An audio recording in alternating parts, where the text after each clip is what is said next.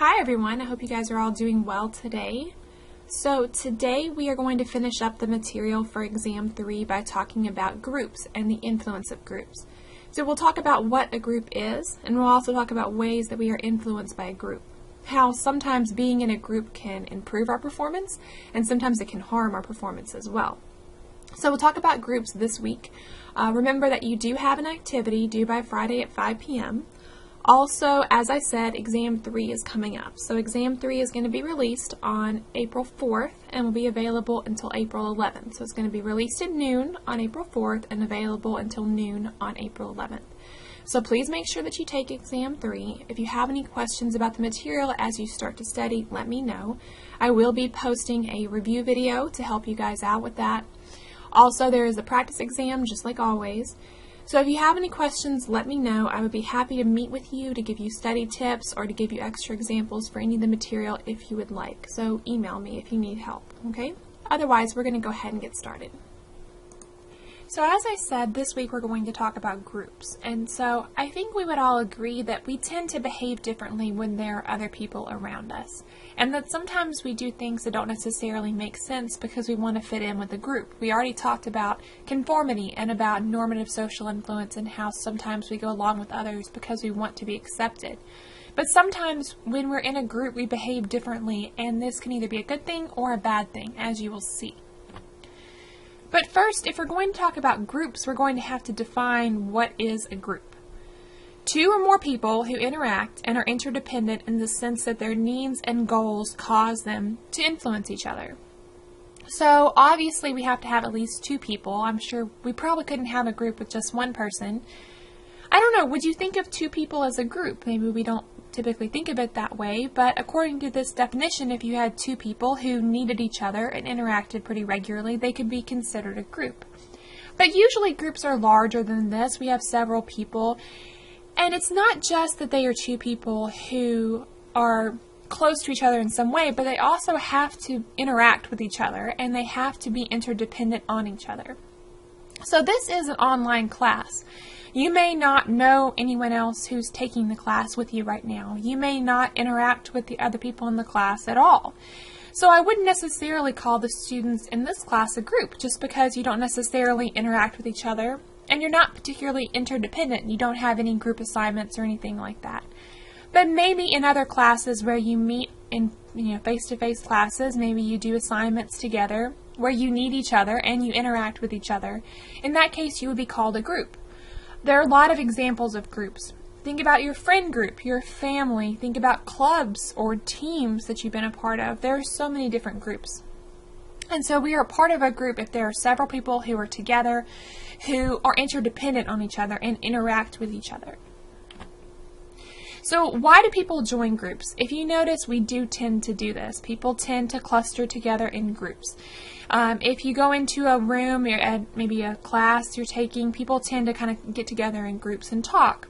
Why do we get together into groups? Well, there are a lot of benefits to us. We are a social species. We enjoy fitting in with other people, and we need other people. And so groups provide us a lot of benefits. First of all, it says an important source of information. So as I said, we already talked about conformity when we said that sometimes, for example, with informational social influence, we don't know what to do in a particular situation, so we look to the people around us as a guide. Perhaps we think that they know more than we do. So other people give us a source of information. Maybe you're asking your friends about which classes you should take or how you should study for a test, or maybe you're in a class with someone and you're confused about something and they help you, right? People who are part of your group give you information. Also, they give us an important aspect of our identity. If you asked me who I was, I would say that I'm a Christian, I'm a wife, I'm a mother, I'm an instructor. My identity is very largely made up of my relationships, and so my group memberships are very important to me. And as you will see when we talk later about prejudice, that when we form groups, we have people who are in our in-group and we have people who are in an out-group, or they're not part of our group. That's just part of the nature of having a group, that some people will be in your group, some people will be out of your group. But a lot of strange things happen when we start dividing people up this way, psychologically, mentally, and we'll talk more about that later. It also says establishment of social norms. So we talked before about how social norms are those unwritten rules of society. So we learn those social norms from our groups, from our family, from our peers, from the people that we spend time around. That's how we learn acceptable behavior. So the composition and function of groups, I said that you have to have at least 2 people to be part of a group. A lot of groups are on the smaller side. It says most groups have 2 to 6 members, although you could have a larger group. But if you have a larger group, it usually will break down into smaller groups. So, for example, even if there was a club with 100 people in it, when you walked into the room, they would probably all be mingling in smaller groups, right? Why does this happen? Well, we said that part of our definition for groups is that members have to be interdependent and have to interact with each other in some way. So if you're in a club and there are 100 members, there's a good chance that there are some people there that you don't even know, right? I don't know what high schools you guys went to, but maybe even in your high school, if you went to a large school, maybe in your class there were people you didn't know, people you didn't interact with, right? So if a group is too large, it is difficult to interact with all the members. And so in a large group, it tends to break down into subgroups, right? It says group members tend to be similar. So think about, for example, your friends, right? Perhaps they're all about the same age. We don't usually spend a lot of time hanging out with people much older or much younger than us. Same sex, beliefs, opinions. So maybe you spend time with people who have similar political opinions or similar religious beliefs to you, right? We do tend to form groups based on some kind of similarity, right? So maybe it's because you and your friends all share the same hobby. Maybe that's how you met. Maybe it's because if you're maybe going to a religious group and you all have the same religious belief because you're all in the same religious group, right? We do tend to cluster together based on our similarities. There are 2 reasons for the homogeneity of groups. In other words, the fact that our groups tend to be very, very similar. First of all, groups tend to attract people who are already similar before they join, right? So if it's a group for psychology majors, you already have something in common with everyone else in the group when you get there. You're a psychology major. Or if it's a group for someone with a certain political affiliation, then you already have something in common before you get there. And that gives everyone in the group a foundation of similarity to build on, right? So there's probably some purpose. Maybe you join a class at a gym. Well, you're all there because you like exercising or you like that sport, right? So you have something in common and that's what brings you together. But also, groups tend to operate in ways that encourage similarity in members. So sometimes the group will, as we said, provide you social norms or rules for appropriate behavior. So maybe perhaps if you stopped believing the certain belief that everyone else in the club believed, you might get kicked out of the club, right? They would probably give you reinforcement for believing things that are similar to them, and maybe even give you punishment for not believing things similar to them. So groups tend to try to increase similarity because they want the group to be coherent, right? Now, oftentimes when we get into groups, we have social roles in the group, right? A social role, a shared expectation in a group about how particular people are supposed to behave in that group. So when I teach this class in person, I usually ask at this point, I am your instructor, right? That's my social role in the group. If you call our class a group, my role is instructor. And so what are the expectations that you have for an instructor? Well, you would expect an instructor to teach you the information in a way that makes sense. You expect them to give you a grade. You expect them to answer your emails. You expect them to be available to answer questions, right? Those are the expectations. Your role in this group is a student, and so I have expectations for students that they will watch, since it's an online class, watch the lecture videos, email me if they have questions, complete the assignments, study for the tests, and so on and so forth, right? In any group, you have a social role. Sometimes you have a role in your friend group, right? Maybe you are the therapist of the group. You're the one that they all come and talk to when they have problems, right? And this was usually my role. I was usually the one people would come and talk to. Perhaps you are the funny one, or you are the one who fixes things, the practical one. You have some kind of role perhaps in your group, right? And so you have this social role that causes other people to expect something of you, right? Now, this is a good thing in that it gives us an identity and it helps us rely on each other when we're interacting in our groups. But there is a potential cost here. It says if you are enmeshed in a role, individual identities and personalities can get lost. So sometimes you might get assigned into a social role that you don't want to be in, or perhaps you don't want to be in that role all the time. Maybe you don't always want to be the dependable one or the serious one, right? So sometimes we have this social role that can become burdensome to us, and we can kind of lose ourselves, lose our own individuality based on our group membership, right? A very famous sociological or social psychology study here is the Stanford prison study. It says Zimbardo and colleagues randomly assigned male volunteers to play roles for 2 weeks, right? So what they did here was they had volunteers come in and they flipped a coin, randomly assigned them. Half of them were prisoners and half of them are guards, right? And so what they did was for the guards, they gave them the uniform, they gave them, all the things that the guards would need. For the prisoners, they gave them the jumpsuits, and they had them actually stay in a mock prison setup. And so they were just going to see how students would behave when they were assigned to these roles. Now remember that these roles were assigned randomly, right? It says students quickly assumed these roles. Researchers had to end the experiment after only 6 days. So the students very quickly became enmeshed in these roles. And this is kind of crazy to think about, that these are just students who are pretending to be prisoners or pretending to be guards. But very, very quickly this turned into a dangerous situation. The guards became abusive and verbally harassed and humiliated the prisoners. So even though a flip of a coin made them a guard versus a prisoner, they could still become very abusive. And here, think about what you might do, and we'll talk more about this later in the lecture, but what you might do in a group versus what you wouldn't do by yourselves. I'm sure if there was only one guard, he would be less likely to be abusive. But if you're in a group, if you're a guard, and you're in a group of other guards, and they're all being abusive, it makes you feel like it's okay for you to behave this way as well. So we are definitely influenced by being in a group setting. And these social roles very quickly caught on. On the other hand, the prisoners became depressed. We're talking about within 6 days. They became passive, helpless, and withdrawn. So even though this was just a psychological study and they knew that this was only going to be for a short period of time, they still had to shut it down early because they became so enmeshed in their social roles. So sometimes groups can be dangerous. So your activity this week is to describe what I was just telling you about, the influence of social roles in the Stanford prison study. And what are some social roles that you have, right? So tell me, what is your role maybe in your family or in a club or a team or your friend group or in a class you've taken? What are some social roles that you have? And why are social roles so important? We know that they are because we so quickly take on these roles and they become a part of our identity.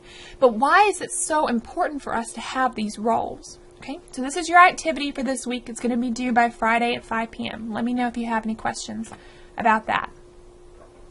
So talking about groups and what keeps a group together.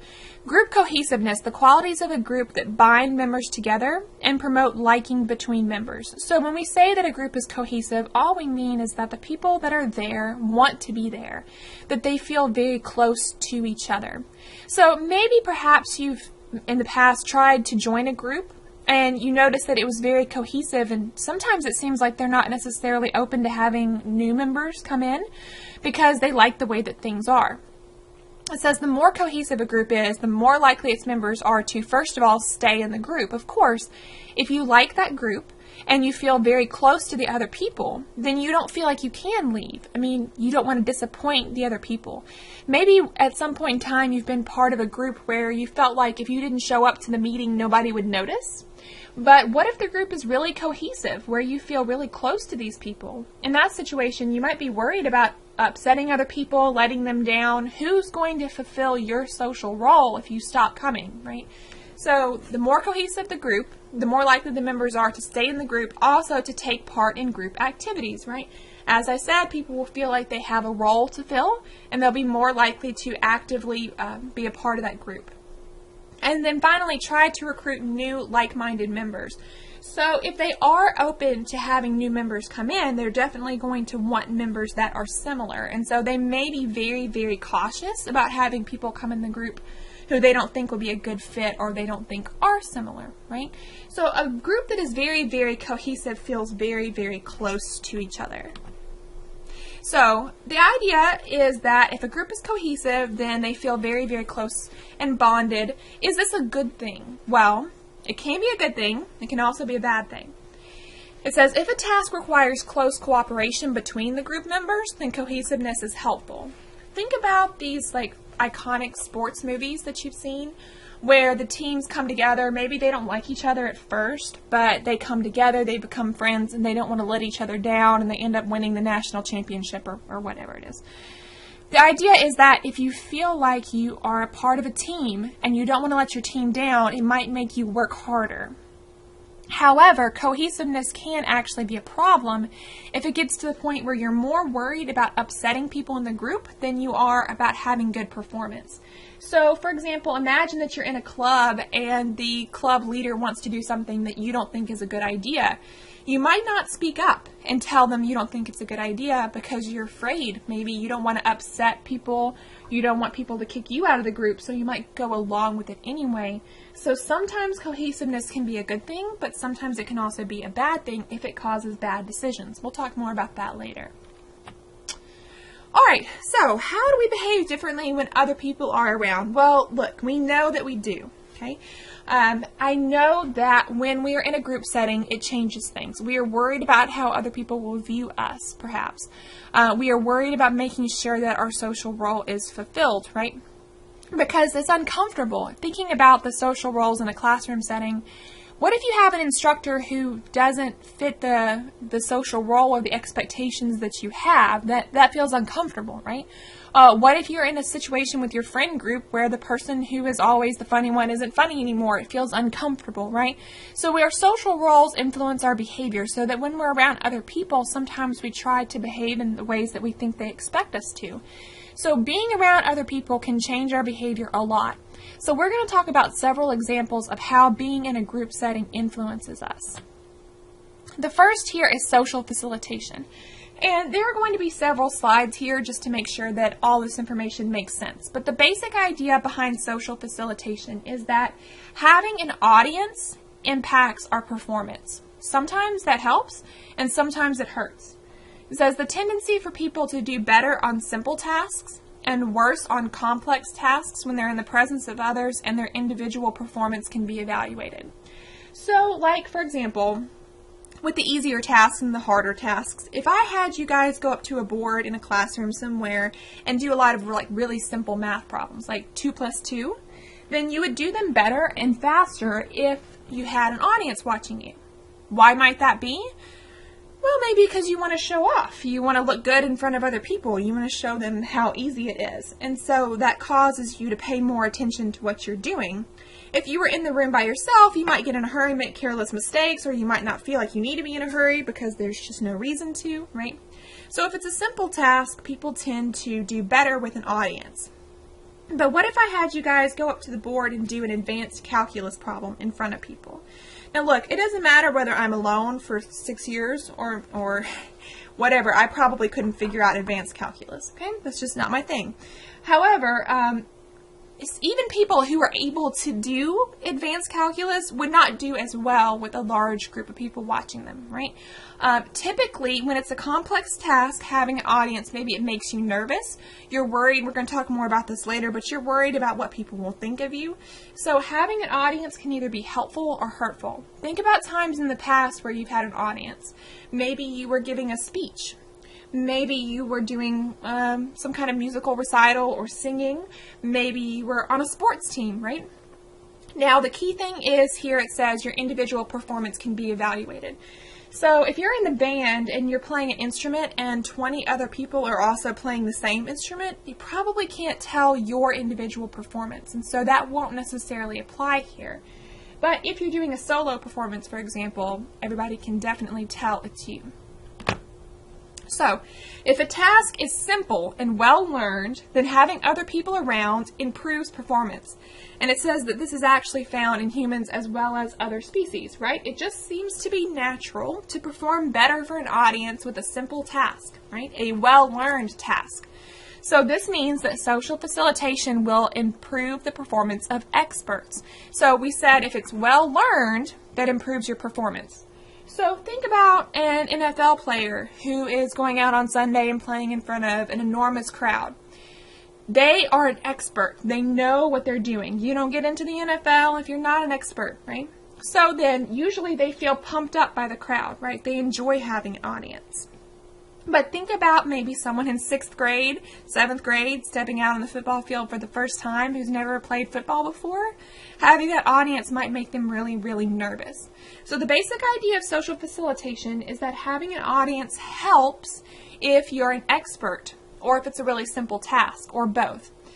But having an audience hurts if you're a novice, meaning it's new, you haven't practiced it, or if it's really complex or both, right? So as you can see here, when you're working on a more difficult task, the task first of all takes longer to do. So you have to spend more time on it, but also you just won't do as well on the task, right? Your task performance goes down. So you probably are aware of this, that some people tend to thrive with an audience. Some people don't do as well. I know I think I told you guys this in the introduction video, but I was so nervous when I first started teaching. I was terrified of getting up in front of people. And probably those first few lectures didn't go that well. I was a novice to it. In other words, it was new for me. I had never done it before. And then for me, since it was new, it was a difficult task. I mean, if you've never done public speaking before, you've never tried to teach anything to anyone in your life, it's really scary. But over the years, it's become more natural for me, right? There's still days when it's hard, of course, sometimes, but for the most part, it's relatively simple for me now because I have practiced it so much, right? It doesn't seem so complex. It seems more simple. So I actually probably do better with an audience now, but in the beginning, I certainly did not, right? Why is it that being around other people impacts our performance? Well, first of all, other people cause us to become alert and vigilant. Just because people are unpredictable, you never quite know what they're going to do, right? Now, there is a social norm, for example. If you're taking a class, you're sitting in class, the social norm for a student is to, take notes, pay attention, and be well behaved. But you don't actually know that that's going to happen. Every once in a while in class, you will have a student who is rude or a student who is perhaps disruptive to the classroom. In that situation, you're going to have to handle it. So as an instructor, just being in a room with other people where you're in an authority position causes a little bit of arousal there of just like, what are people going to do? How are people going to react? How are they going to respond, right? I've never had a riot in class before. I hope to keep that streak alive, but you never know. So if you're doing a performance, if you're singing a song, there's a chance that the people will sit there and be well behaved. There's also a chance that they might throw something at you or boo at you or yell something at you, right? You don't know that for sure. Sometimes you see at like sporting events, people will like throw food at athletes and everything. We kind of lose our minds sometimes, especially about sports, but you don't actually quite know what other people are going to do. And so that in and of itself can cause you to pay more attention and can cause that like autonomic arousal, right? Also, obviously, they make us apprehensive about how we're being evaluated. So we care about what other people think about us. That's just human nature. And so if we have other people watching us while we do something, we are always in the back of our mind wondering, do they like what I'm doing? Are they enjoying this? Does this make sense to them? Are they paying attention? Right? That's always in the back of your mind. And so, especially if you're new at it, if you've never done it before, you wonder how other people are responding to you. We don't like to be judged. We don't like to be criticized, even by strangers, even by people that we're never going to see again. And so knowing that other people are watching you and evaluating you makes you really nervous, right? And then also it is a distraction. because there are other people in the room. Sometimes I think when I'm teaching an in-person class that students don't realize that I can see them. Like they feel anonymous because there's a large group of them and there's only one of me.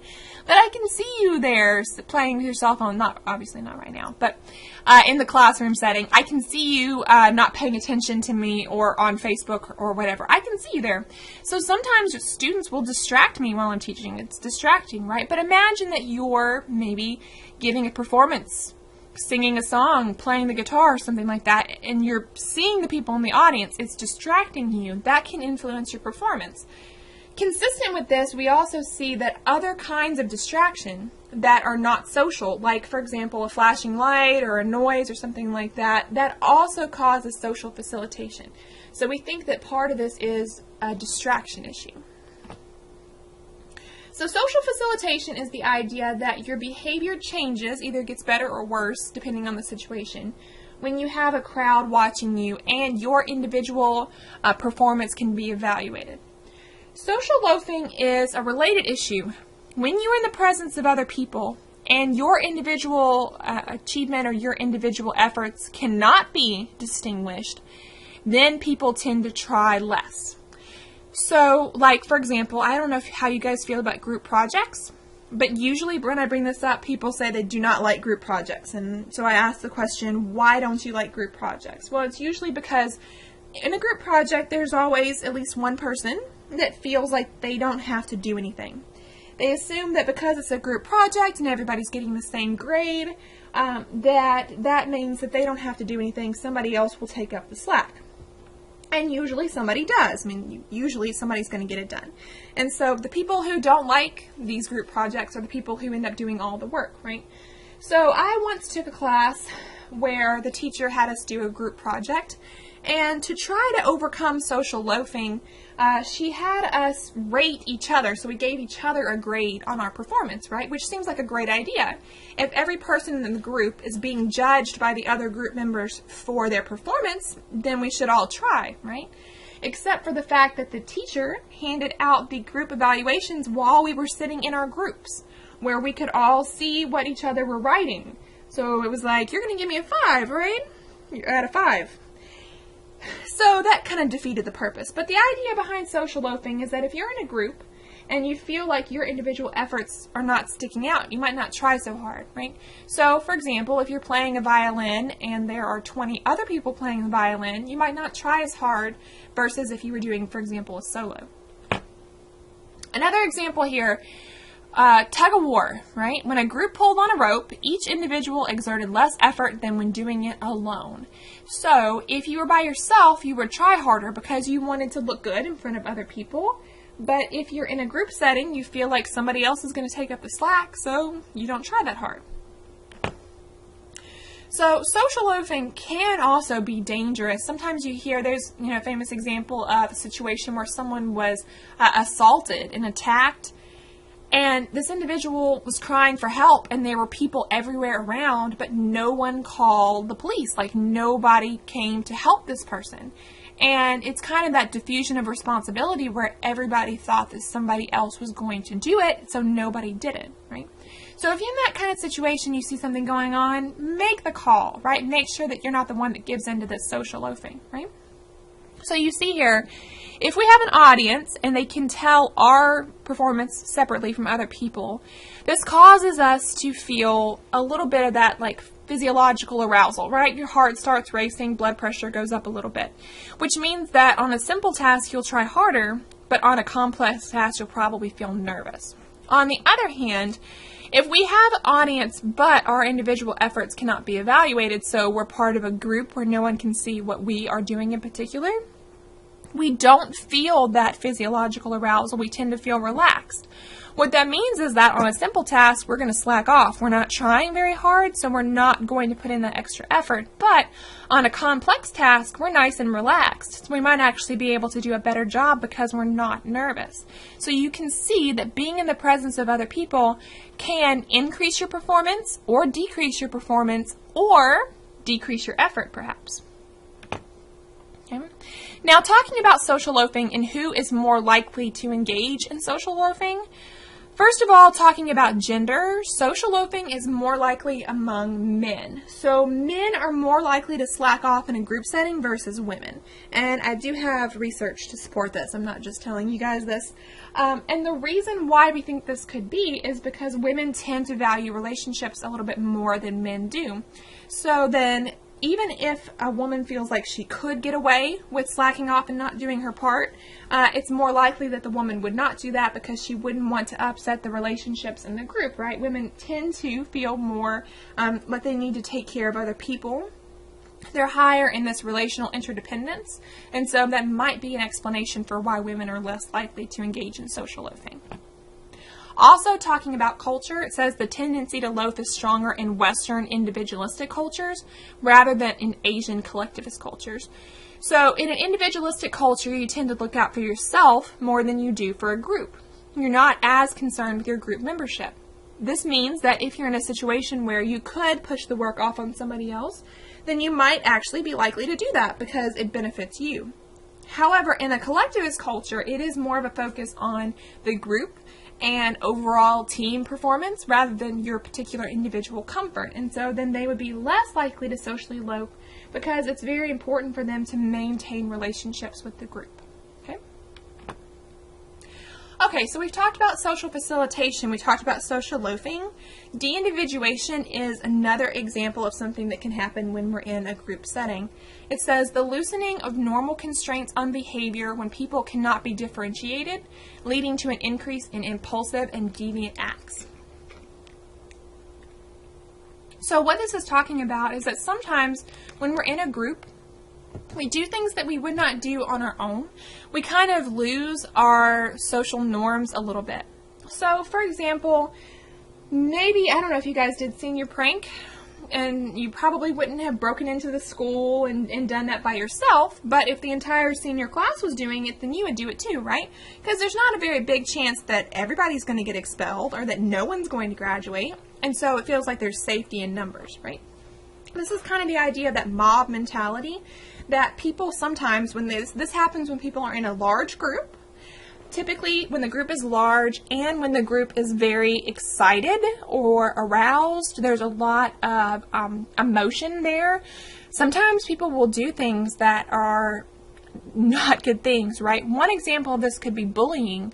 People will sometimes do things, say things to other people when they're in a group that they wouldn't do by themselves. And there are some other examples here. To understand the Vietnam War example here, you have to understand this was a situation where there were very often civilians or people that seemed to be civilians who would then attack U.S. soldiers. So there was a situation here where one U.S. soldier thought that they saw something, they thought that there was an attack coming, and so they started firing on civilians, and because they were part of a group, everyone else started firing too. And then later it came out that there was no danger there. It was just a mistake.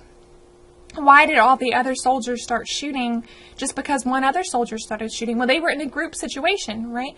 Also, like mobs of soccer fans attacking each other. You see things like on sports, like when they have a close game or they feel like there was a bad call. People get attacked in the parking lot by mobs. I mean, it's crazy, right? Hysterical fans at rock concerts trampling each other. We would never do this to each other if there was just one person face to face with one other person. But when we get into a group setting, sometimes we lose our mind a little bit. The basic idea of deindividuation, why this happens, is that we don't feel accountable for our behavior. So when we feel like we are not accountable, that's when we start to do things that we wouldn't ordinarily do, right? It reduces the likelihood that any individual will be singled out and blamed. So they can't arrest all of us, or they can't fire all of us.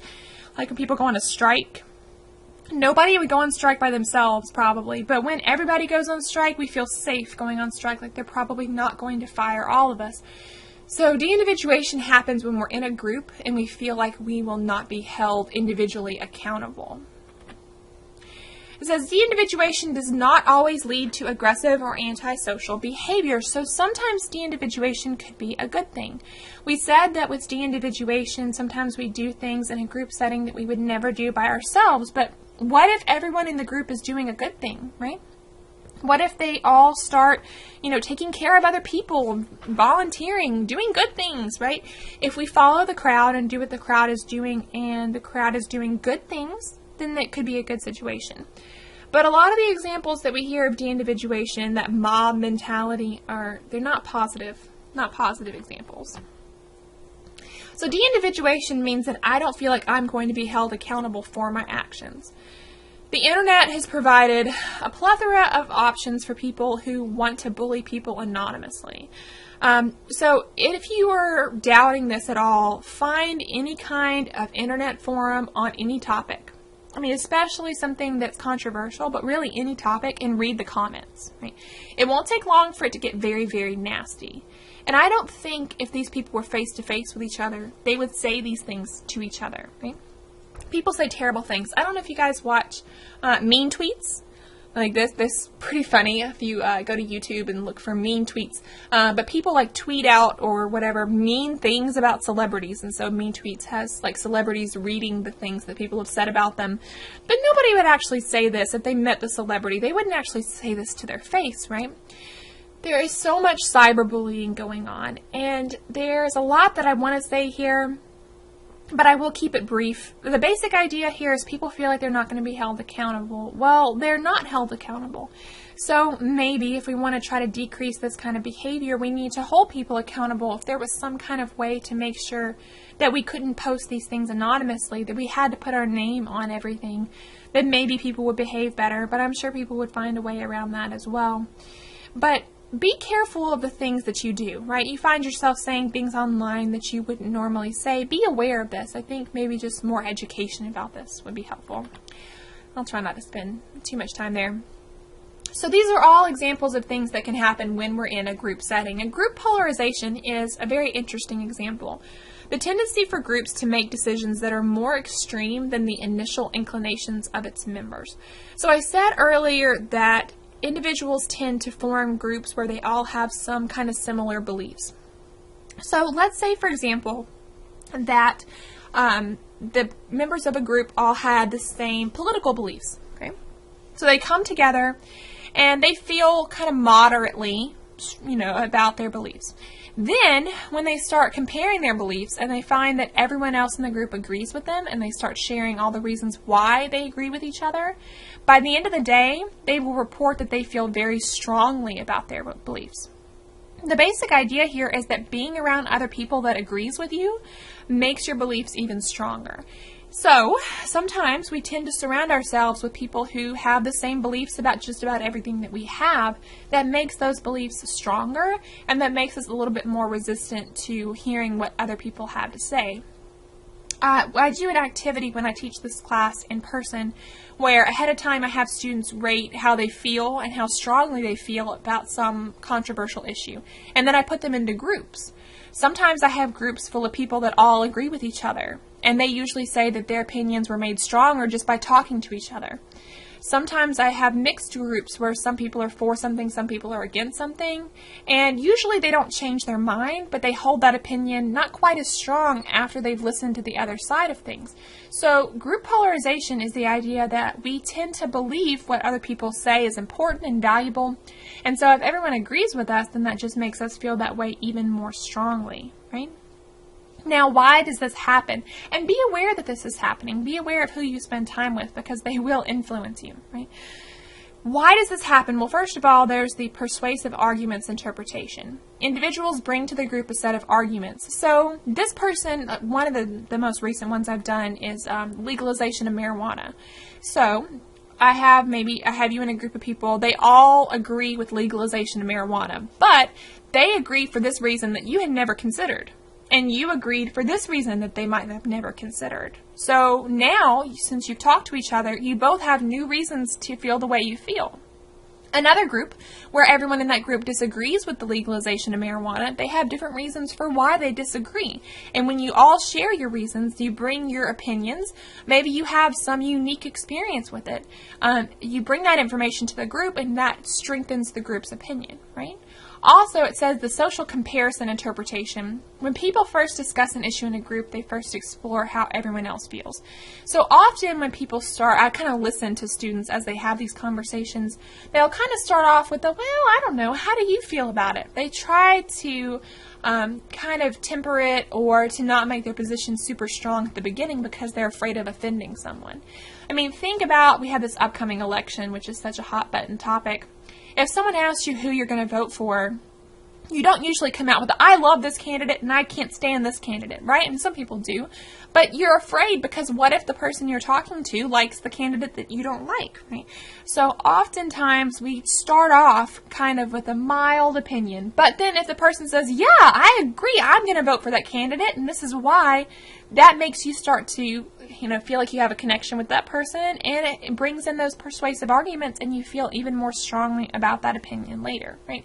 So group polarization tends to lead us to going to extremes. So we've spent a lot of time today talking about how groups impact us. So we have a lot of important decisions being made by groups. For example, here, first of all, our government, right? Our elected officials make a lot of important decisions. Juries, right? A jury is made up of 12 people who are just everyday people. Why is it that we don't have one person as the only person in government making a decision? Or we have a jury that's only made up of one person, excuse me. Why do we do that? It's because we feel like if there's a group, they'll make a better decision because they'll all bring their own experience and their own opinions and they'll work together and come up with a good idea. Not always. Groups do tend to do better if they rely on each person's experience, so they let the person do something that they're suited to do. We don't have someone doing something they're not competent to do. And also if they consider each person's comments. So every person in the group would need to feel comfortable voicing his or her opinion, and every person in the group would need to pay attention to each person's opinion. That doesn't always happen. There are several factors that can cause groups to make worse decisions. So sometimes in a group setting, decisions that are made don't necessarily make sense. And we can probably think of some examples of that. But reasons why this could happen: perhaps people, as we said earlier, they're worried about group cohesiveness, right? They don't want to upset somebody else, right? Or because that kind of normative social influence we talked about previously, about how they just want to fit in, they want to be accepted. So how are we going to get our groups to make good decisions? It's very important to have groups that make good decisions when a lot of important decisions are being made by groups. So first of all, group discussions should last long enough to get beyond what everyone already knows. So if we're having a discussion about whether or not we should legalize marijuana, there are certain aspects of that issue that everybody knows about, right? So we need to make sure we talk long enough to get to whatever is your unique experience or your unique information. Also, assigning group members to specific areas of expertise. This can help prevent social loafing. If each person in the group has their own specific job to do, and they know that they will be evaluated for that job, they'll be less likely to loaf. And also, you have the most qualified people doing each job, so obviously that's a good idea. So talking about things that can decrease the quality of decisions that are made, groupthink. A kind of thinking in which maintaining group cohesiveness and solidarity is more important than considering the facts in a realistic manner. You can think of potential examples of this where you have a leader who has a vision and everyone goes along with that vision. And you think to yourself, why in the world didn't people stand up against this? Why didn't people try to stop this? Well, perhaps it was because they were worried about maintaining group cohesiveness. We know that cohesiveness means that the group, they like each other, they feel close to each other. In that situation, it would be potentially dangerous, or at least you might get ostracized if you spoke out against the group, and so people tend to just go along with it. Groupthink is most likely to occur when the group is, first of all, highly cohesive. So as I've said, if you feel like it's very, very important for you to stay in that group, then you might just go along with what everyone else says. Also, if you're isolated from contrary opinions, think about group polarization, about how if everyone in the group agrees with you, you don't think there's any reason for you to consider the other side. So if you haven't heard the other person's opinion, then you're not going to know there's going to be information missing. And then also if you're ruled by a directive leader who makes his or her wishes known. So I'm going to, I'm going to go ahead and use this example. I don't know if you guys watch the Hunger Games, right?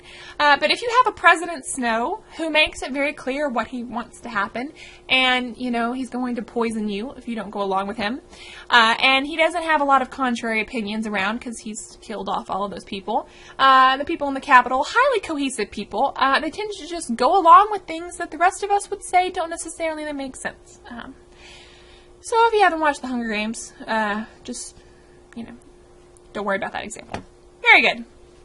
All right, so what are we going to do to avoid groupthink? Obviously, groupthink is not a good idea because people are going along with something just because they want to fit in with the group. So, a wise leader who understands groupthink and wants to avoid it, first of all, should try to remain impartial. This can be difficult to do.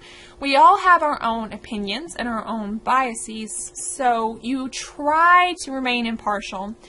And if you cannot remain impartial, at least try not to let everyone know how you feel about the issue completely. You don't want to influence them too much, right? Seek outside opinions.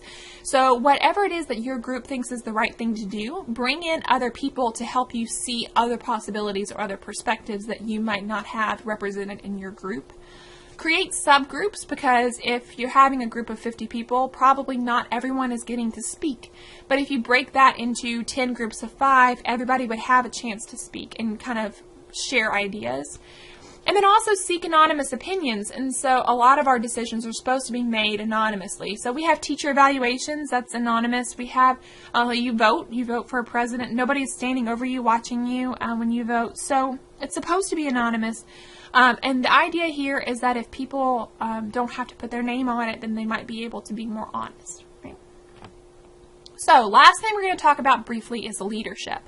The great person theory is the idea that certain key personality traits make a person a good leader regardless of the situation. So, the great person theory is kind of that leaders are born, right? People have certain personality traits that make them a good leader in any situation. So think about movies where you've seen great leadership, right? Maybe it was the sports movie that had the coach that rallied, or the quarterback or whatever, that rallied the team. Or my example I always think about is Braveheart. I don't know if you guys watched Braveheart. William Wallace with the face paint, you know, it's epic. You have leaders that you see, people who have personality traits in common. So what are those personality traits that would supposedly, and I say supposedly, make someone a good leader?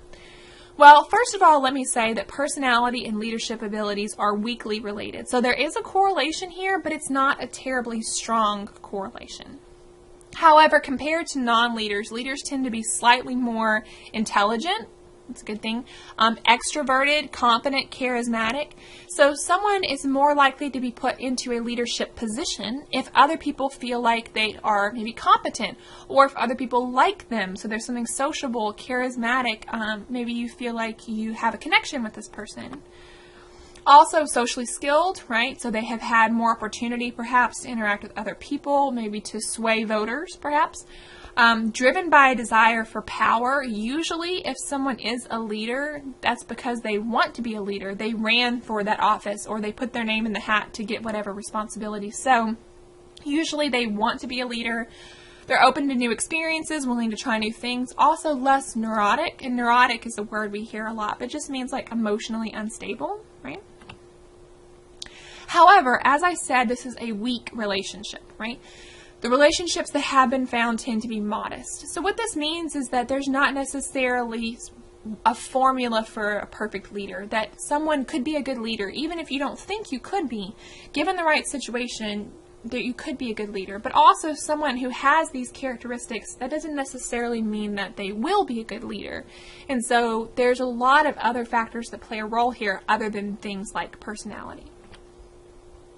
And then the last thing we're going to talk about with leadership and with this lecture is gender. So if you think about things that have historically happened, women are not usually seen as the leaders, right? And this is maybe changing a little bit, but for the most part, elected officials and CEOs, they tend to be male, right? The idea is that it is difficult sometimes for a woman to be a leader because it says if women are warm and communal, or if women seem nurturing like we expect, then we don't think they have good leadership potential. So we expect women to be nurturing and affectionate, but if we see a woman being nurturing and affectionate, then we say that that person doesn't have the guts to do the job, or they're not tough enough to do the job, right? So we don't think that's a good leader.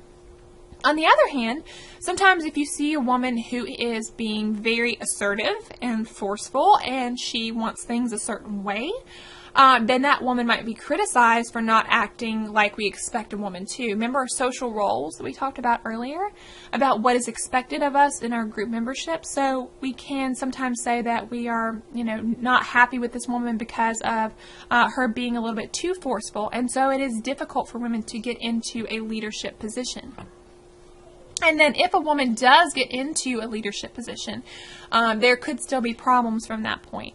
I don't know if you've heard of the term of a glass ceiling, but the glass ceiling is just a term that basically means it's difficult for women to rise up. There's sort of a limit on how high women can go in a particular company or in a particular, election. There's only so far that women can go.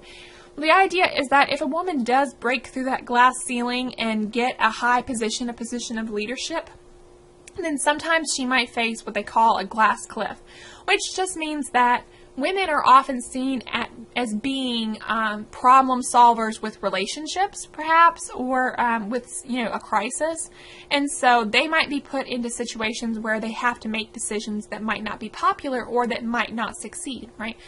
So if women are more likely to be put into a situation where they might fail, then women who do manage to become leaders may not be able to stay leaders. But I feel like this is changing gradually as the years go on. Alright, so that is the end of lecture for today. So in addition to this lecture video, I will also be posting a review video for you guys. So if you need anything, feel free to let me know. Don't forget about the activity. Don't forget about exam 3. And I will talk to you guys next week.